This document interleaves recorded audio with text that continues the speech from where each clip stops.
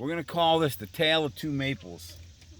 And that maple on the left, you might remember, I did a video about pruning that. We did a bunch of reduction pruning, especially on this right side hanging out over the street here. We did a bunch of major cuts out there, taking a lot of weight off of those branch tips. And how did the tree respond? It responded really well. It's got a nice full interior canopy.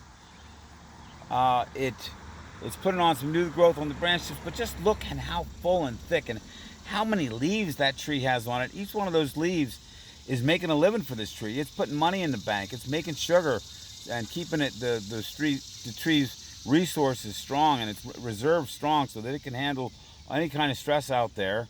And then, yeah, there's a little bit of open sun there on the very base of that trunk. It's like late afternoon and summer sun, but I probably would have left even more lower branches. I think the homeowner asked me to prune some, or there was some concern that they needed 12 feet over the street or whatever. But anyhow, when you see a tree that's that full and that's that thick and full, there's almost no light peeking through the canopy there at all, and it's out there getting such good sun, you know that tree's going to be a healthy tree because it has it's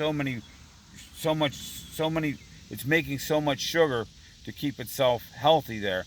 Now the tree on the right, it's hard to see from here because it's covered in part by the maple on the left. Also there's that birch there, but this tree has been, I would probably going to call that lion's tail. I mean, look how far up you get before you get any green growth at all on that tree, and compared to this one over here.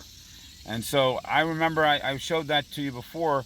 They basically went in there and just stripped all that interior growth, and they took a little bit of weight off of some of the branch tips there, but there are some big heavy branches still just way overextended with all that weight reaching out for the sun because it's open sky there. And I know they lost a big branch this winter. I mean, I put this tree on the left against any ice storm, any hurricane.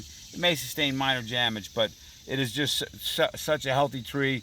And with the reduction pruning, you've taken the weight off the branch tips, which is the leveraged weight, so that it can handle any type of wind event or ice storm like that.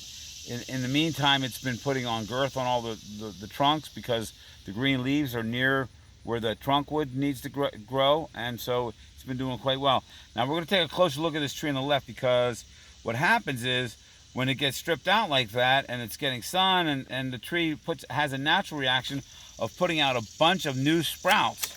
And so if someone says, oh, that's a terrible look, let's come by there and let's cut them all again. So they're making them, they're kind of adding secondary wound mistake on top of the first. So you can see that all those little cuts, that's pretty recent stuff. Someone just came in here, just made a whole bunch of lower cuts on these little water spouts all over these lower trunks there.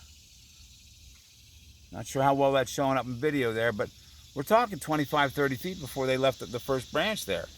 And that is just going to be hard on any tree. And then look at the canopy. Look at how many holes are in there. It's just looking thin. The leaves aren't quite so dark. There's not nearly as many of them. And the tree's going to be stressed out over time. It's definitely going to be stressed out because of the pruning practices. And this is such a great example. If it was just a little more open, we could show you kind of a wide shot of both of them. But okay, there's this one. See all those holes in the canopy? And then there's this one. Look at that.